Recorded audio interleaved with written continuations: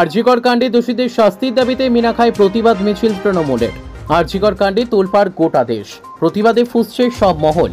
গত 28 আগস্ট রাজ্যের মুখ্যমন্ত্রী তথা তৃণমূল সুপ্রিমো মমতা বন্দ্যোপাধ্যায় 3 দিনের কর্মসূচি ঘোষণা করেন।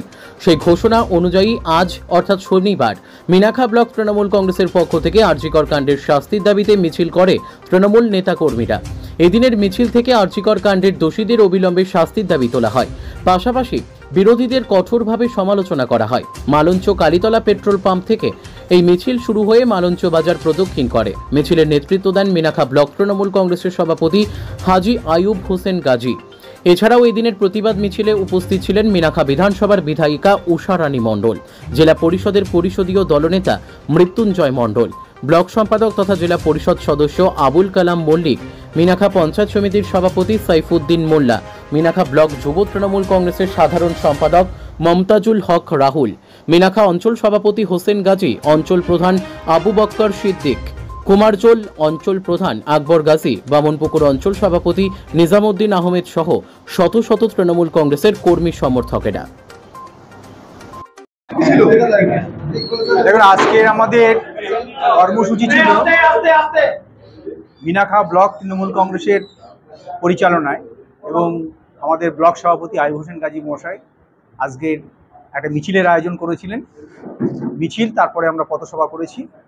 তার একটাই উদ্দেশ্য, আরজিকর কলেজ এবং হসপিটালে যে জঘন্য হত্যাকাণ্ড হয়েছে, এই হত্যাকাণ্ডের আমরা তীব্র ভাষায় নিন্দা করছি এবং যে দোষী, সেই দোষীর চিহ্নিত করে সিবিআই তাড়াতাড়ি তার শাস্তির ব্যবস্থা করুক, ফাঁসির ব্যবস্থা করুক, এর দাবিতে।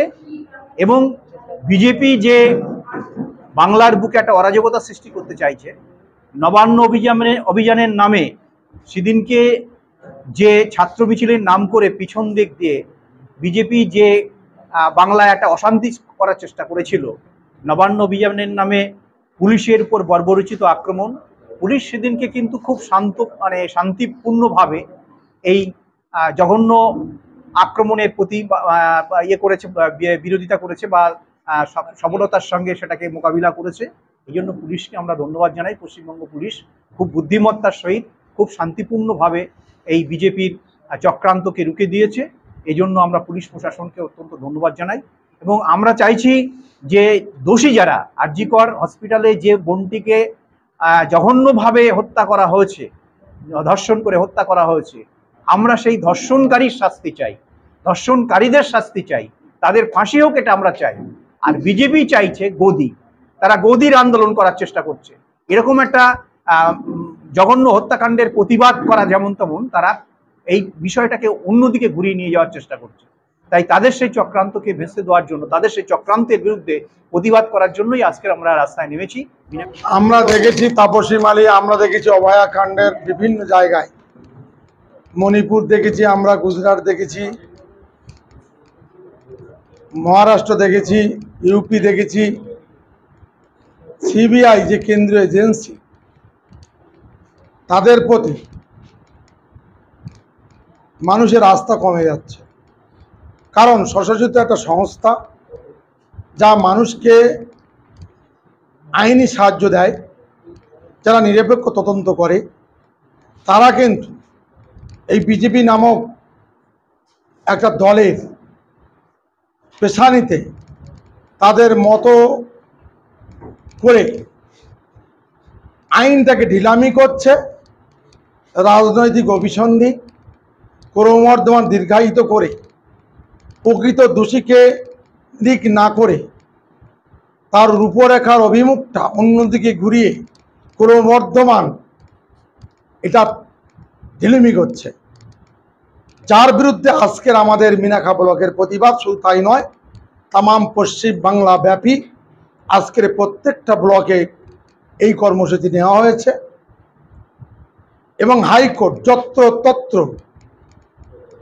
তারা যে কোনো স্টেটের উপরে কিছুক্ষণ নির্ভরতা রাখা উচিত, সেটার বিরুদ্ধে তারা রায় দিয়ে সিবিআই আমরা দেখেছি সারদা কাণ্ডের যে ঘটনা, তৃণমূল যেভাবে, মমতাবাদী যেভাবে গ্রাহকদের অর্থকে রিকভারি করছিলেন, একটা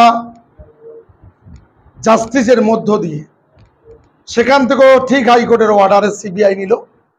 আজকে দীর্ঘ প্রায় 10 বছর অতিক্রান্ত, এখনো পর্যন্ত মানুষগুলো তার অর্থ ফেরত পেল না। তাহলে সিবিআইয়ের উপরে মানুষের বিশ্বাসটা তো একের পর এক। আমরা তো দেখেছি রেজাউন কাণ্ড, সেখানেও সিবিআই আজ পর্যন্ত তথ্য বের করতে পারলো না। সামান্য একটা জায়গায় ঘটনা, সিবিআই পারলে পারে না। বাংলার পুলিশ যদি পারে, তাহলে সিবিআই তো আরো অনেক বড় তদন্তভার, তারা কেন পারলো না? এটা তো বিজেপির চক্র, ঢেলেমি করে আন্দোলনের নামে বাংলাকে কলুষিত করো, বাংলাকে কলঙ্কিত করো, বাংলাকে তছনছ করো। এটা তো মানুষের রায়ে আসেনি, আর মানুষের সঙ্গেও নেই। বাংলার জনগণ মানুষের পাশে আছে, বাংলার জনগণ তার বিচার করেছে, তার আস্থা আমাদের বাংলার মুখ্যমন্ত্রী, বাংলার গভর্নমেন্টের উপরে, সেই বাংলার গভর্নমেন্টের উপরে তারা আস্থা রেখেছে।